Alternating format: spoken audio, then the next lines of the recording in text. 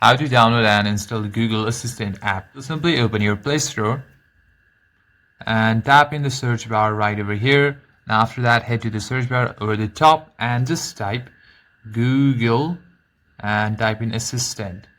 And after that, tap app and simply hit search.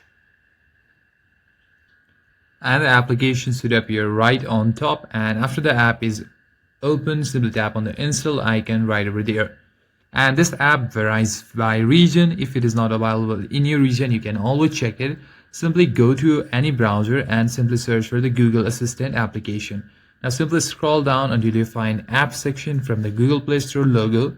Now simply tap on the Google Assistant. This will be the logo that you need to download. Simply tap on here. Now it will redirect you to Play Store, and here you'll find this item isn't available yet in my country. So this is very region specific.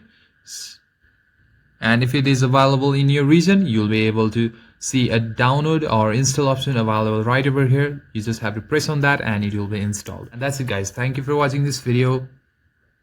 Consider liking and subscribing to the channel. I'll see you in the next one.